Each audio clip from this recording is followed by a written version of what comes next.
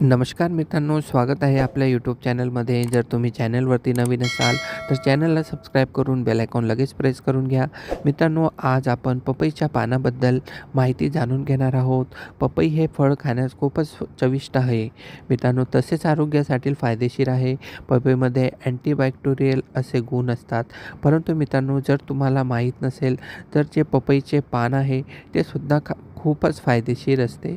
मित्रांनो, अनेक असे समस्या आहेत ज्या आपण पपईच्या पानापासून दूर करू शकतो. मित्रांनो, याच्या पानात ए, सी, ई, के आणि बी असे जीवनसत्व म्हणजे विटामिन भरपूर प्रमाणात असतात. आपण इच्छित असल्यास चहा, रस आणि गोळ्यांच्या रूपात पपईच्या पानाचे सेवन करू शकता.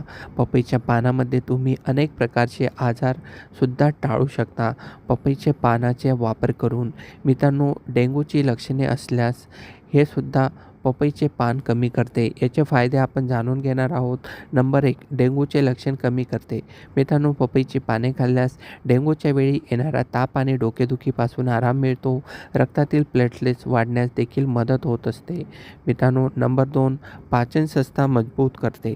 पपईच्या पानाचे सेवन केल्याने गॅस, जळजळ, अपचन आणि बद्धकोष्ठता या समस्या निर्माण होत नाही. पपईत भरपूर प्रमाणात फायबर असते जे आपले पचन मजबूत करण्यास मदत करते. मित्रांनो, नंबर 3, केस गळतीची समस्या दूर करते. हो मित्रांनो, पपईची पाने खाल्ल्याने तुमचे केस अधिक मजबूत होतात आणि स्काल्पमध्ये नवीन केस येतात. केस गळती टाळण्यासाठी अँटीऑक्सिडंट याच्यात असते आणि त्याच्यामुळेच मित्रांनो याचा तुम्हाला फायदा होत असतो. पपईच्या पानामध्ये अँटीफंगल गुणधर्म असतात जे डोक्यातील किड्यांची किंवा जे कोडे असतात डोक्यात ते समस्यासुद्धा दूर होत असते.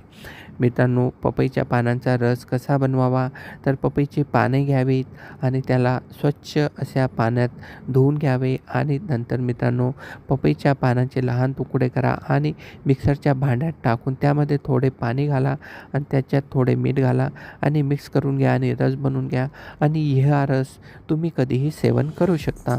मित्रांनो, माहिती आवडल्यास चॅनलला सबस्क्राईब करा आणि हो, या व्हिडिओला शेअर करा. धन्यवाद.